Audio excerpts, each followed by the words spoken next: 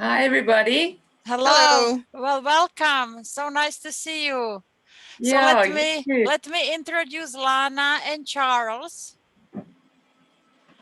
And so Lana used to live in Kansas City several years ago. It seems just a few years, but it has been how many? 6? It's 10 years now. 10. 10. Wow. Yeah. Time passes. Yep. And we met at Toastmasters. So if you think I'm a bad public speaker now, you should have imagined how I was before.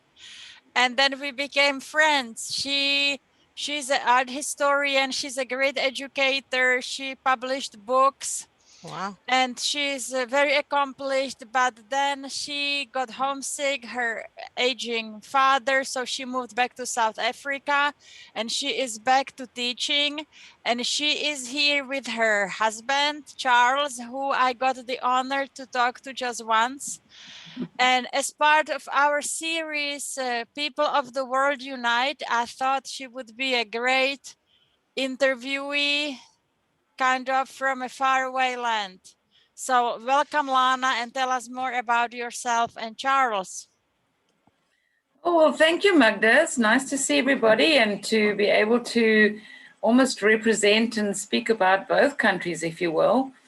We're still in a level 3 lockdown. So I've been working at home. I am currently the head of training for a national company, which is in the optometric industry. And so we do our meetings online. I'm writing modules. We've got an online learning platform. And our president again spoke to us yesterday. And we've just yesterday had vaccinations arrive in South Africa. Charles has not worked since March when we went into lockdown because he is high risk, being asthmatic and a bronchial asthmatic, and was working in sales in retail. And we felt that that was too high a risk, and he had bronchitis, in fact. So stopped working, and then, in fact, in August, lost his job. It seems, though, as if that same company will take him back because he is a top salesperson, very talented and outgoing person, even though he's sitting here in the back here very quietly. It's unusual for him to be so quiet, but nonetheless, so we've been only going out for absolutely essential things, groceries, fresh fruit and veg. We've got a rise in our gas prices tonight, so we popped out and filled our cars. But that was just a drive, masks on all the time, whenever you were out, So yeah, that's kind of my life right now. I've forgotten what people look like in real life. Well, and I wanted to introduce, we have 2 librarians with us, Anne Lacey. She is the Rare Book Kansas collection. She kind of curates all the historical documents we have in our collection about the history of our county. And she provides reference in like genealogy or anything relating to history to our region. And Elena, bonjour, she's education librarian. She's originally from Russia. And we have another librarian here. She's not with us, but she's from Mexico. And then we have another librarian who is not here with us, but she is she's local, so we tell her she's the only one who speaks English in our librarian suite. So so this is kind of our small team of librarians, and Elena is the one who kind of started and spearheaded the program. And Elena, I hope Elena or Anne, they have the questions for you guys. Well, Okay. the very first question that came into my mind while you were speaking was, you just had a spike in prices for gas. So how much is it now, and how much was the spike?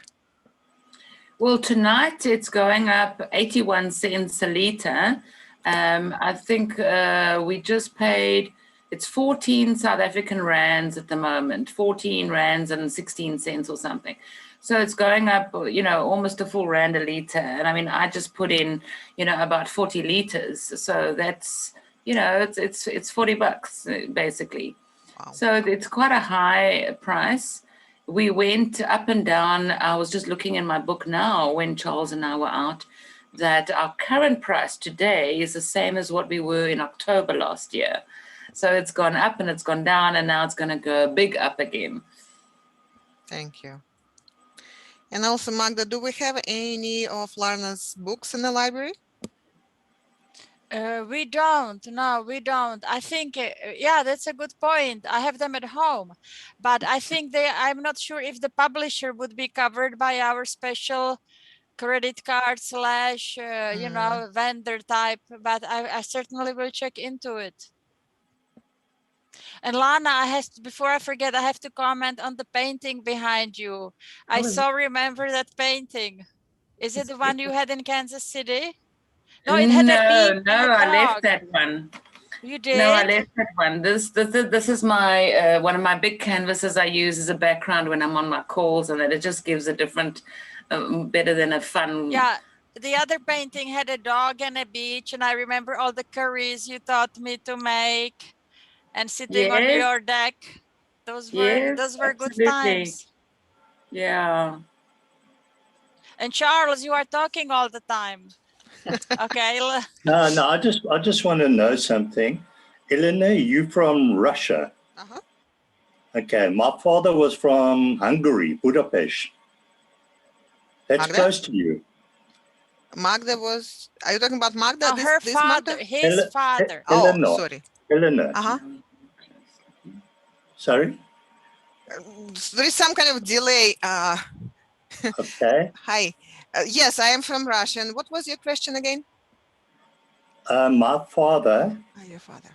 was Hungarian, from Budapest. Okay, is that close? Not really. It used to be really. part of Warsaw Pact, one of the Soviet, not Soviet, socialist countries, but it's not really close. Okay. Okay. I don't know how many Magda. miles it'd be. Huh? Closer to Magda. Yeah, it's closer to Magda to, let's put it this way. I'm from Eastern Europe, physically, geographically, and Hungary is in Central Europe, geographically. Okay. Even though here they lump us all into Eastern Europe. Charles, have any of your friends, how many years ago did he leave? Did he ever go back, or did any of his children ever visit it? He left before the Iron Curtain. Oh. If that makes sense. And I think he was here for about 2 or 3 years before I was born in 1963. So it could have, you know, I'm not too sure, but his grandmother put him on the, I don't know if it was a plane, to come down to South Africa, and he was a refugee here in the mines. Oh, wow. Yeah, and he was a hard worker, and he was treated like hard labor. And then from there, he became a tool maker. He met my mother, and that's how it progressed, you know, and 3 sons. They never came, they never went back to visit. He never went back. I mean, those days they would write letters, or he would write letters to his family up there. And I know I had cousins up there. My surname is Kenzelman. Okay. And when I Google Kenzelman or look on Facebook, it's a very common name in Germany. Very common. So it's nothing special about the name. You know, so it's difficult for me to try and think that every Kenzelman in the world is related to us. Although I've got the family tree from a Professor Ulrich Kenzelman in Germany. And he says we're the missing link in Africa. Wow. And I've never had a chance to do anything about it because my father's name, his sister's name's not on it. So we are a missing link. Yeah. So, yeah. No, it's very interesting. You know, just a point how we are all connected and interconnected as human beings, one way or the other. Correct. You know, there is a wonderful source, ancestry.com, and Anne can walk you through using it if you have any questions. That's her specialty. Oh, Yeah, and there are a lot of resources online as well, you know, A it's, lot of great free resources for genealogy research. I'm not as familiar. I'm most familiar with the ones that are based in the U.S. I don't know about other countries, but I mean, I know that there's international records, but the ones that I use focus primarily on U.S. records. So I'm sure that the same types of companies exist all over the world. I think it's just subscription, whether you pay for local access or international access, but it's the same source, basically. I mean, all of them are the same sources. exactly. well, but I think maybe Ancestry is more geared toward United States now, and No. I think it is, yeah, because even if you just like go to their homepage, the immediate links are for U.S. Census and all of those local, more American-based records. If you subscribe at a higher level, you can access the international records, but that's not where Ancestry takes you primarily when you log in and get started. Because I traced ancestry of my husband back to 16th century in Europe. Wow.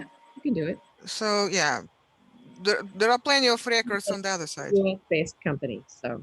Yeah, it's a US-based company. Of course, all the information is, all the database of names and, blood work comes from US mostly. and what I must say, what always fascinates me is like when I talk to Lana, she's always like, "Oh, it's so hot today. We are going to the beach," and I always forget. Yes, t-shirt. Well, you can see my color. Yeah, It's because see Lana. we usually talk around the holiday break. I've been swimming every day I can. Oh my God. And lying in the sun. We've got a pool here in the back, so it's hot here. Well, if you didn't have those dark snakes, I would come visit.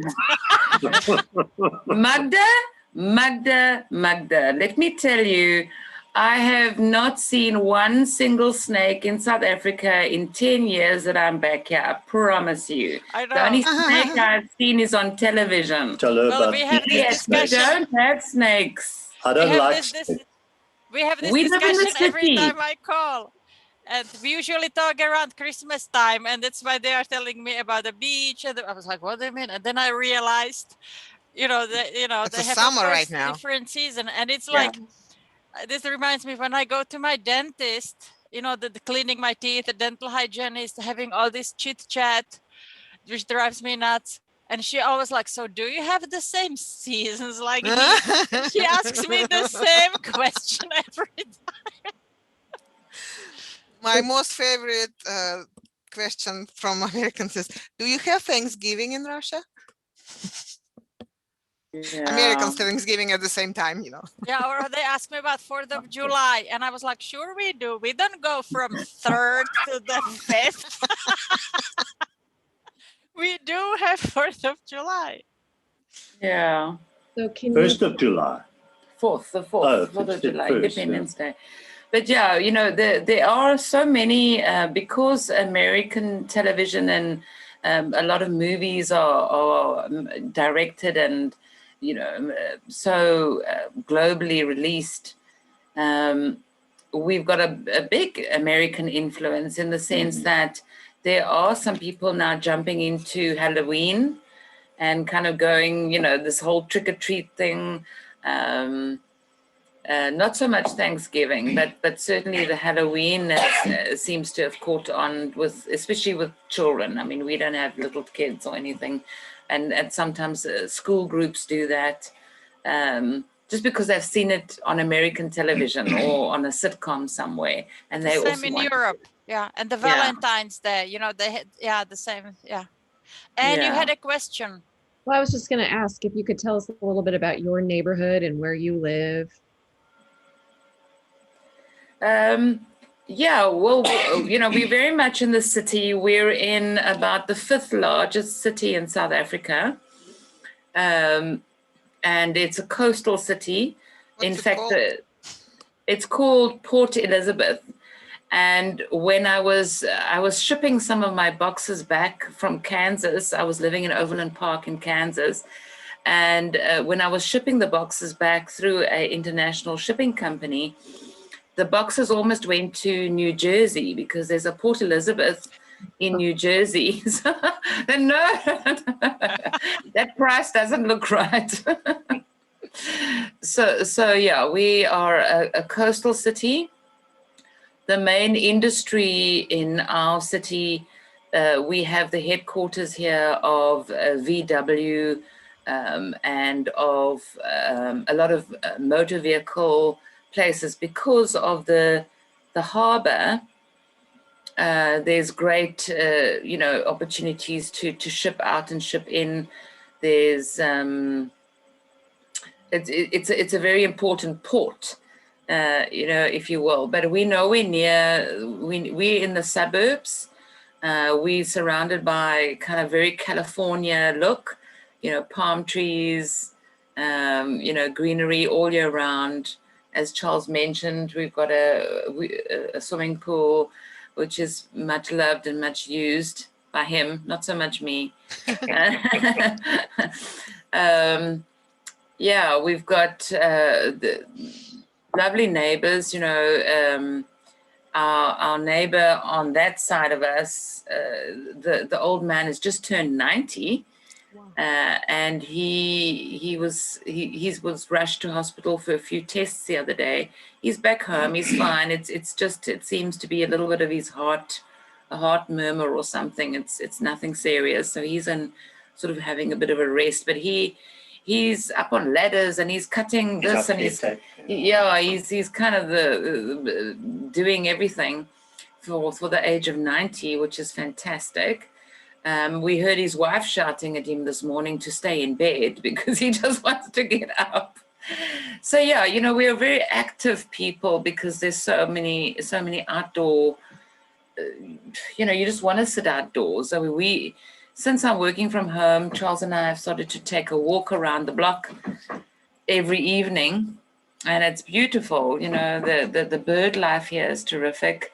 I've got 3 bird baths in my garden to attract birds, and we put out the bird breadcrumbs and fruit and so on, and watch. I've got binoculars, and I write down and research all the species. I love doing that. So yeah, it's a very calm, quiet neighborhood, especially we've noticed it more in lockdown where there's been less airplanes flying over because we're about 20 minutes from the airport. Less cars, so there's been a curfew for 9 p.m. at night, which was lifted last night by the president and extended to 11 p.m., except for essential workers. So even if you sit on your patio at night, it is so quiet. It's just bliss. It's beautiful. I love it.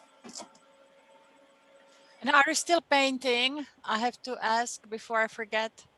Yeah, unfortunately not. I do have a commission at the moment for a portrait, but I really, working 8 to 5, Monday to Friday. And prior to starting this job, I was running an art school. So I had, almost like I had too much art 24/7. It became a job and not so much interest anymore. And now it's just my work is very, it's very, engaging and time consuming in my day and my week. So when I'm off, I don't want to really set up and do that. So I find creative ways. I'm getting creative with cooking, loving my garden. So creative in other ways, crafty ways. And Toastmasters, do you still do Toastmasters? No, the last meeting I went to was in fact in Kansas City, must have been about 12 years ago. And I think I've just grown out of it a bit because if you will recall, I was at one stage the district governor for Toastmasters for Southern Africa. And that is how I came to be in the United States, in fact, because in 2001, It was just a year after 9/11, where I took my first trip to the United States to San Antonio, Texas, because I had to attend an international convention for Toastmasters as being I was then what they call the Lieutenant Governor of Education and Training for Southern Africa. And it was at that conference in San Antonio, Texas, that I met the guy that I married, who lives in Kansas. And so I've kind of done all the positions in Toastmasters, including the kind of head, if you will, of a district. And I've learned the tricks, and now I just have to practice it in my training and my teaching. And how is it with vaccine in South Africa? How is the situation with vaccination? Well, the first vaccinations have arrived last night. And when our president addressed us, he laid down sort of the rollout plan. So first of all, the priority is for the first batch to go to healthcare workers. And thereafter, there's a whole very complex database of people that will receive or be eligible for. Over 60s. Yeah, he has made it very clear that nobody is to be either prevented or to be forced, either way. So it's completely free choice. In the industry where I am, in the optometric industry, we support a number of stores that do eye tests and sell eyewear. So there's optometrists there. So they have already got the forms last week to submit by yesterday to be on the list as well, because they are essential services and in the medical practice, if you will, related practice. So that's how it's going to roll out. I think Charles and I, if we want the vaccination, we'll be way down on the bottom of the list, because we're not in those, in direct contact, and we're not over 60, and we don't have a condition such as, cancer or AIDS or anything like that. Have you had your vaccination? Sorry, have you had your vaccination? We had our first round because we work directly with the public. Yes. So we had our first round. What kind of vaccine did they send you? It's called AstraZeneca. Mm-hmm. It's apparently made in India, and then we're getting another lot made through Johnson & Johnson. In fact, Johnson & Johnson is partnered with a company based in in Aspen Pharmacy, which is here in my home city, which is another big industry here as well as pharmaceuticals. So yeah, do you have to have a second vaccination then? Yeah, Johnson & Johnson is single dose, right? Okay. Yeah, because the president mentioned how the various monies have been allocated and the various sources, and that as South Africans, we also need to be very mindful of our immediate neighbors. He mentioned that, so that we're very concerned about our immediate neighbors, for instance, in Lesotho, Namibia, Mozambique, Botswana, Zimbabwe, because there's a lot of travel between the countries. They're very close trade and business ties. Don't you have closed borders right now that you're on lockdown? They're not completely closed. The international flights are closed to certain countries where there's a very high risk, such as France, for instance, now, which has just gone into lockdown. And there's a very strict protocol for any travel, but you are allowed to cross the border if you have the correct papers showing that you have a negative test. And they're being very sharp, in fact, about picking up some fraudulent papers. But the borders are open with limits. Not just for fun and games. It has to be genuine reason. Magda, can I mention something? You're scared of snakes. Is that why Don't tell anyone, especially on a Zoom program. But yeah, we can talk about it. I'm very scared of snakes. If I see it, I will not walk near. I'll die. I'll rather die. I know. Yeah, I'm a big gardener, and I said the day I find a snake in my backyard, it's going to be cemented over. Correct. But the worst thing here than a snake in Port Elizabeth, where we stay, is the crime rate. Oh. It's very high here in South Africa. Very high. You don't ride with your windows open. They come, they put the gun in, they take a car. Nearly every week we hear something about what do you call those people that transfer money from banks to wherever. They get robbed. They explode, and the people don't mind. I mean, they don't care. They just they don't care that they're robbing it. They just go there, put a bomb underneath, let it explode, collect the money, and walk off. That's what I meant. The driver does mind. But yeah, so it's not that safe here. All right, I'm not coming anyway, so that's okay. Even if you're afraid of snakes. No, you've got to put it in perspective. We have a large, we have a very high percentage of unemployment. Okay.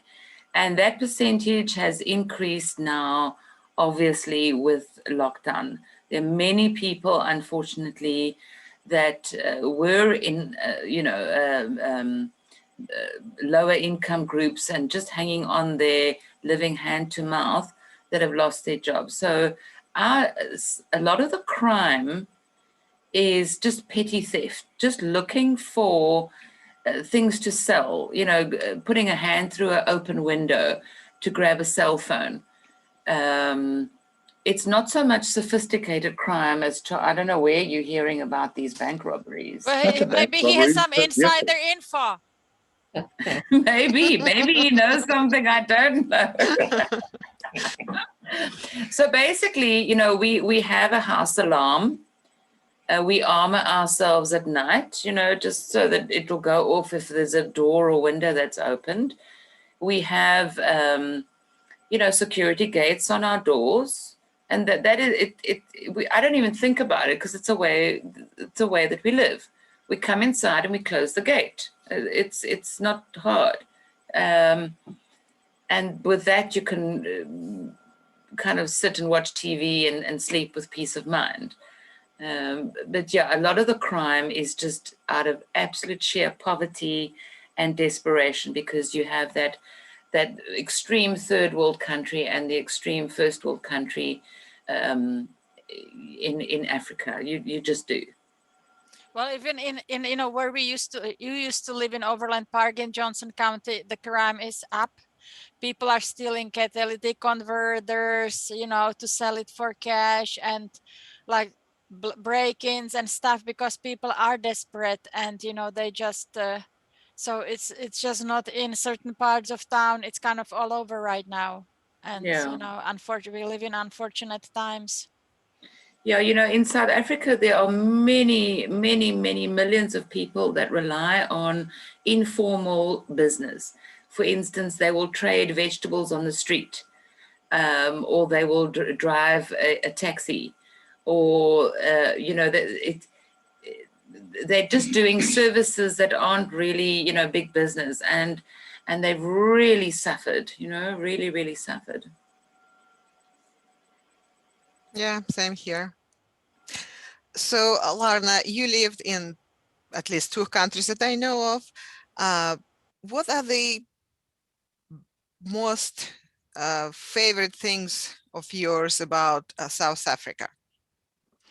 What do you like best?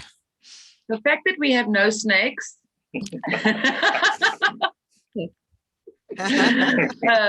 No, seriously, I love our weather. There is nowhere in the world, well, perhaps there is, perhaps if you went to Cuba, but I mean, Cuba, who wants to live in Cuba? Really, we've really got fantastic weather that is hard to find anywhere in the world. We've got no volcanoes, no tsunamis, no Hurricanes? no hurricanes, and all those other things. We've got none of that. Mosquitoes. Do you have mosquitoes? No, we're too south. We're too much. Okay, we're moving there. One or two. Yeah. Look, you'll get mosquitoes, but we're below the malaria line, if you know what I mean. The malaria line ends somewhere at Zimbabwe. When I went to Zimbabwe as a visitor, I had to take a malaria shot, for example. But we're below that. So our weather and our beaches are really something to be envied, all over the world. That is my absolute favorite, because I cannot stand the cold. It must have been really hard for you living in Kansas with no oceans. It was very hard. And even, I had a car cover for my car. But the one day I took it out and I had to get somewhere, and I was trying desperately to dig my car out of the driveway and make I couldn't. I was so dressed up, but I was so sweating so much. And the ice, it was snow and ice, and I came inside and I phoned and I said, I can't make it today. I really can't. My hands were falling off. They were so numb, And so when you are living now back in South Africa, is there anything you miss about the 10 years in the United States? I do miss the fact that besides Ellen DeGeneres show. we get that here if we want. I think from a crime point of view, from a petty theft crime point of view, walking down the street or walking through the park, I could do that in Kansas. Here, I cannot walk on the beach on my own or in a park on my own. I'll be attacked and robbed and raped. You go in numbers, or you go in crowds in daylight when there's other people around. So maybe there's that. I think that for me is the main things, because we have such a European influence, we've got similar things like, the availability of food and the kind. Magda mentioned my curry that I made. We possibly have a greater Indian influence. In other words, like Mahatma Gandhi, and at his time there was a lot of Indian influence, where they cook a lot with curries, and especially in one of the biggest cities in Port Elizabeth, Durban, up the east coast towards the Indian side of South Africa.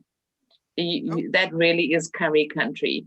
But whereas in the United States, I absolutely love Mexican food. I love it. I love wraps and tacos. I love Taco Bell. I do. I used to make them, learn to make them myself. So we don't have the Mexican influence at all here, but we've got the European influence in a lot of it. So food-wise, we're very similar. Education system, probably very similar. The shops that you are familiar with, same sort of shops, just different names, different brands. Friendliness. Yeah, I think friendliness, in South Africa, Port Elizabeth is known, its nickname is the friendly city, because it is, the 5th largest big city, and it is it's still, a place where you can walk up to someone and ask them for directions and they'll kindly show you. I was actually standing outside the Overland Park Library one day waiting. I didn't have a car yet, waiting for my ride, and someone pulled up to me asking for directions, and I just burst out laughing because I said, I'm sorry. And when I spoke, then you realize, well, okay, you're not from around these parts either. So yeah, I think that's also pretty much on par. So does anybody else have any intelligent questions? I'm running out. I do. We'll Very never run intelligent. out. You'll Very get off the intelligent. floor today and think of a question. I have one. So Okay. we as librarians are doing diversity audit in the library for library collections to see how diverse they are. Because, you know, notoriously we have everything about written by and for white people, by white people, very, very little collection in Spanish language. A lot of it is translations into Spanish of American authors or other European authors, although there are some genuine Mexican or South American authors too. And we have a not very large, but still significant African American collection, but that's pretty much it. And when we did the survey, read the survey of our county, we have 80 something languages in our school district. So all these people also would like to see themselves represented in the library collections. So how is it in South Africa right now, diversity wise?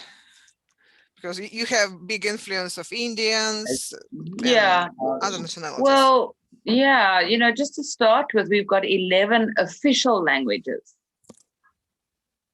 So, for example, if you had to phone a service provider and you get through to the electronic voice, you're going to get, you know, you have your language of choice and all the buttons to press. Also, if you receive, you know, when you receive your statements and your bills, when you first open any account, you can then opt for your language preference. That's just the official languages. And those are English and then mainly African language like Zulu, Sesotho, Swazi, and so on. Every time there is a news bulletin, which is every night on television, there's also a deaf, a hand, a sign interpreter. So that, you know, South Africa is extremely diverse about this. I mean, part of the apartheid struggle was language. It wasn't just race, because people were saying, I have a right to be educated in my language, my home language. So everybody can communicate in English because that is recognized as an international language. So you will be hard pressed to find a South African who cannot speak 2 or more languages, English plus another or their home language. For instance, I speak English and Afrikaans, and Afrikaans is very close to Dutch. It's spoken, in fact, perfectly the same in the Netherlands and Antilles. So in addition to that, we've got, you know, all the European population as well, everything from Italian, Greek, you know, even into Asia and North Africa. We've got Egyptians, we've got Israelis, we've got Americans, and not everybody can speak American. You know, so yeah, we're very diverse. And when I train, like this morning, for example, I trained and I had to give examples of different things, and I have to be very diverse in my examples, gender-wise, age-wise, skin color-wise, and so on. You know, so we've just become very, very sensitive to it, and kind of, you know. And it's so nice to see a new political change in the United States. And from a South African point of view, we're really looking forward to seeing how that plays out. You know, with because if anything happens to Biden, as we all know, we're going to have a person of color and a lady, a female, as the president. So I think all eyes were on that, and looking forward to that paving the way for future diversity issues. Diversity was one of the top topics I was asked for when I was living in Kansas. I did a lot of presentations on that, including to receive a revenue. Various places requested me to come in and talk about that, including Yellow Roadway, the Fortune 500 company. I did a lot of work with them. So education-wise, in what languages official schools operate? I want to say English, but there are some schools that have got written permission from the Department of Education to have their first language as another language. There are some African language, first language schools. It depends how they make their application to the Department of Education. And the requirement is, the subject requirement stipulation is that every South African child takes a home language and a second language. Which we Xhosa or Afrikaans. So it depends. If you're a Xhosa school, your first language would be Xhosa and your second language could be English. You know? And all official documents are first in English and then in other languages, right? Yes, yeah. So the school where I was brought up in, still in the apartheid system, was bilingual, first language English, second language Afrikaans. So even in the pre-apartheid years, we had a bi-language system where every child had to learn 2 languages.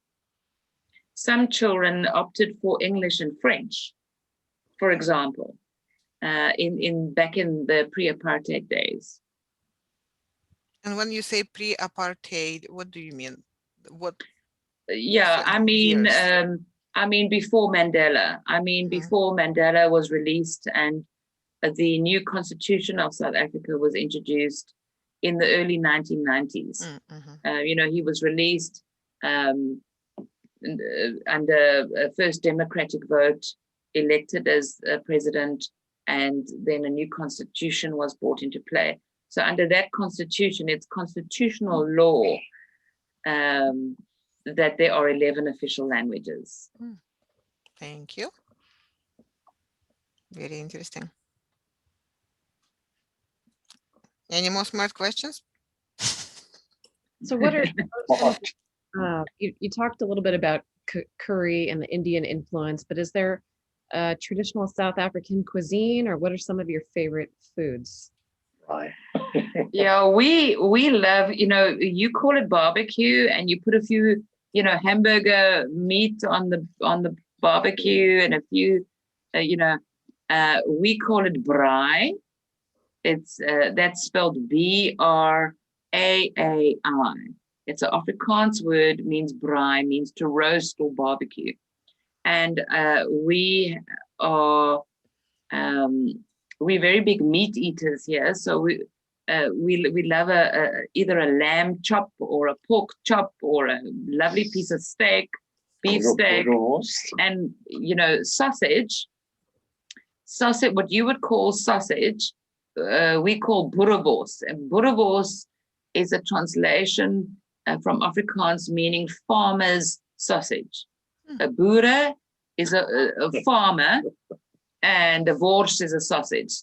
So it's really a homemade, lovely mix of meat. And so we love our outdoor life and our barbecue with like genuine thick steaks and thick chops. And other than that, what else is very, very South African? Well, I think South Africa is leading more to the Latino side of America with the low-profile cars and all that type of stuff. No. What do you mean? Those wheels, the rims, the cars, all that. Oh, my food. Oh, But yeah. food. Okay, Charles is to want to tell you about our cars. No. The youngsters nowadays have got their cars. They've got to be as low as possible off the ground. So they've got the low profiles, they've got the low shocks and everything. And these are the kids nowadays. You know And why? So the parents wouldn't want to ride in it. That's obvious. Of course, Yeah, it's right. obvious. They don't even want to drive their own car because they can't even go over a speed bump, you know. And but I think it's South Africa's always been 10 years behind the Americans. I mean, my first pair of jeans was Levi's or Lee jeans, and that's American. Am I right? Based in Kansas City, yes. Yeah. Okay, I didn't know that. And then Levi's, and so everything's American. And the tackies we wore was American tackies. They don't know what tackies are. He's talking about running shoes, They're not sneakers, running. sneakers. Oh, sneakers. And so South Africa now, I can see the trend leading more to the American way and quicker. So like when you get those cars in Mexico where they jump up and down and all those funny things, or is that only in the movies? Sorry, I don't know. What are you saying, Anne? Oh, maybe you probably don't see that in Kansas City so much as you would in like Los Angeles or someplace like that. Yeah.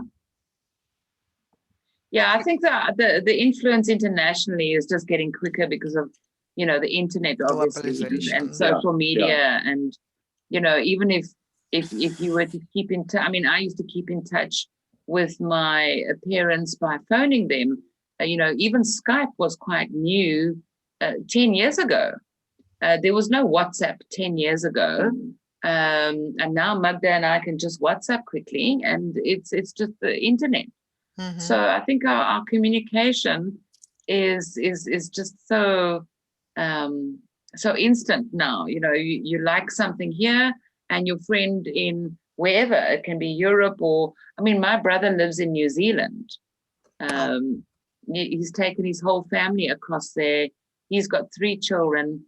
They all are now out of school and just starting their careers, but for their future, he decided, and he's in IT, he's an IT software designer, so very skilled, and was able to get into New Zealand with their strict rules for immigration.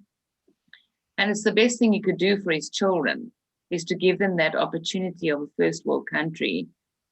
So to talk to my brother is just a few presses of a button these days. We talk about our ancestors, my ancestors coming from England on a ship that took 4 days to get here. I mean, what is that? It's crazy. Yeah, this is a kind of a segue, which kind of the pandemic and such. I must say I get a little impatient with people posting on Facebook. I haven't seen my grandchildren in 2 weeks because, as you said, the immigrants in 1800s, if people left, they left family behind, left Europe, they left family behind, and they knew they will never see each other again. And when I moved to United States this November 13th, it will be 30 years. And I talked to my parents at Christmas, and it was like, Merry Christmas, everything is fine, everything fine with you, because the phone call was $3 a minute. Yeah. And one time I forgot to hang up, and I discovered next day my phone was not, that's another story. But, it's just like and during World War II and, blockade of Leningrad, people didn't have anything to eat for 2 years, and they were peeling the potato starch from the back of the wallpaper and the reconstituted mashed potatoes out of it. And, all these hardships, America was fortunate. They never had anything like this. And the technology now is amazing, bottom line. You just... it used to take a week to get a business letter, so you had another 2-week courtesy to respond. And now if you don't email someone back in 5 minutes, you are irresponsible employee. Yeah. No, but it's true, Magda. And what has come out, if anything good, has come out of this coronavirus that we're in is that more and more companies have realized ways in which they can work smarter. Mhm. And why have a great deal of people shoved together in an office? Why fly from here to there to have endless, boring, dull, stupid meetings when this is so much more efficient, cost efficient, time efficient, and we have this technology? As I say, 10 years ago, we could not have done this, you know? And it's just brilliant that more companies and individuals have realized how they can reinvent themselves, even performers.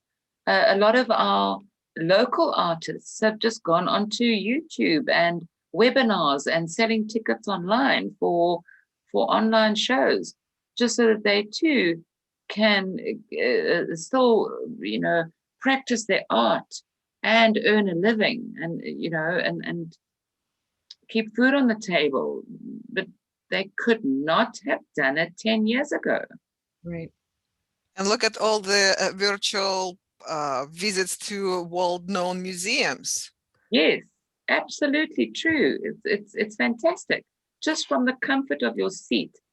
When I started this job training, the expectation of me was to travel and do regional training around South Africa 3 times a year, which would have meant I would be away from home for about a week, 3 or 4 times a year, plus a national congress and so on. Now, we're meeting with every store that can log on. It's scheduled every 2 weeks for 15 to 20 minutes, and the results are higher. Sales are up, complaints are down, customer compliments are up. So something is working, so it just makes good sense to have more contact with your staff more frequently, even if it's just 15 minutes here, there, then 4 times a year for a half a morning. That's ridiculous. If you think about it now, it's ridiculous. We have a good opportunity right now to really change the way we work and the way we do things. And I'm afraid that we will go back to the way things were done in the past. And that would be just a huge, huge missed opportunity. I don't think we will go back to the same way we've done everything in the past. Lots of experts already saying that life is not going to be the same, that it's not possible to go back to work, live and play the way it was before. First of all, the threat of more diseases still will be there, so will have to be cautious. And then once we went almost completely virtual, there is no going back.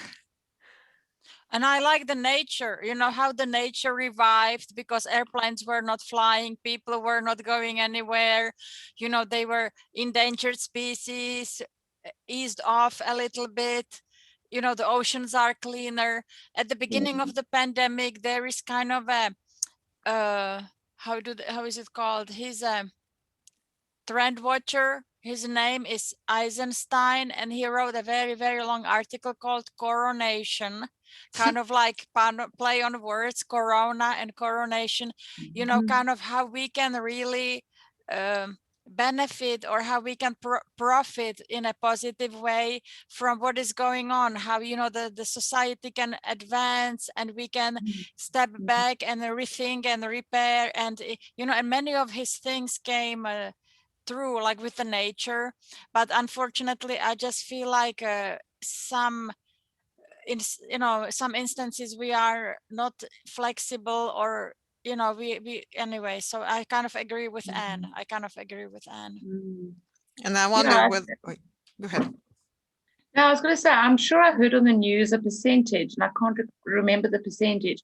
They were saying our rhino poaching, because that's a big issue in here, for the demand of the rhino horn in some weird culture.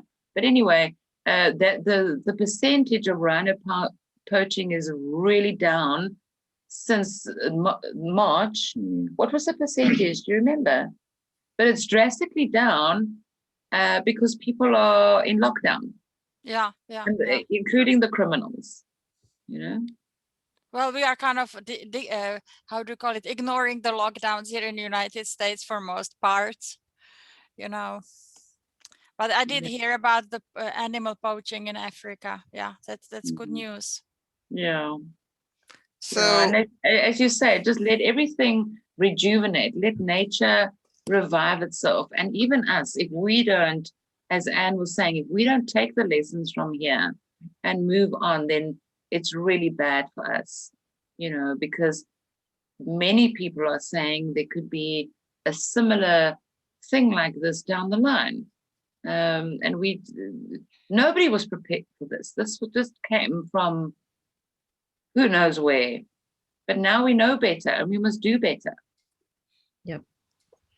so if you could correct any stereotypes about South Africa, what would it be? Crime. No, I think, you know, I used to talk about South Africa to groups, and one thing I would say is we've got this wonderful wildlife, and I know it's changed a lot, but there used to be a perception that we had lions and tigers in our backyard, you know, or we rode elephants and things like that. So it's not like that at all, first of all. Second of all, some people would think that we eat these animals. You know, we eat elephant steak and we eat, you know, giraffe steak and that. Yeah, and that's totally not true. And I always used to liken it to the fact that one day I was in Las Vegas, and we went to a restaurant there, and I ordered elk. And I found elk to be quite delicious. But I'm not going to run around South Africa saying, you know what the Americans eat? They eat elk, you know, because it's not something you go and buy at Walmart. You know, just like here at some tourist-orientated resorts, you might find something like crocodile steak, for example, but ostrich steak. Ostrich is common. Yeah, ostrich is becoming more common because it's very healthy meat. It's very lean, but it's not something you would go and buy at the local supermarket. So those are kind of two misconceptions, you know, that we don't have wild animals riding around, and we don't have snakes running around or slithering around anywhere. And we don't eat these strange animals. We eat normal food like chicken and, you know, and beef. We eat normal things. Free-range chickens. Free-range chickens. Yeah. Well, as soon as I retire, I'm on my first flight over there. So yay! Got you. We sold it. So You can taste some snake meat when you come here. no, I will be hanging out with you because you are company. You know, I need Very to keep. scared. Yeah. Very scared. The same here. The same here. Well, thank you very much. Does anybody have any last words of wisdom or any questions, Lana, you would have for us? No, it was lovely to chat to all of you, especially you, Magda. Thank you for the intro here and the opportunity. And, you know, just on a personal level, don't forget, I'm just a WhatsApp away. And I know life gets busy and so on, but yeah, just if you say, I'm fine, how are you? You know, it's fine. It's all good. I was planning to reach out this weekend to catch up on everything. Okay. So, well, nice to see you again, Charles. Thank you so much for participating, and be well and be safe. And I hope when this is over, you will find a good job again. Yeah, but I've only got 3 years left. Then I have to retire. No, that's what he thinks. No. Now, I want to know one thing. If Anne could please send that information about finding out about my history to Magda, or Magda can give you Lana's email address, and you can send the link, and maybe we can deal with you. You know, I don't know how to I go will, about. yeah, I will arrange it. I will definitely arrange it. So then Anne can, yeah. Okay. And Also when I move back to Europe, you can visit me because Budapest is 2 hours by train. And I believe it's beautiful. It's a beautiful city. I have a good friend. Yeah, I believe so. The women are beautiful. I mean, All right. Well, be well, friends. See you soon. Be well. thank you. Safe. Bye-bye. Bye-bye. Thank you. Bye-bye. Bye.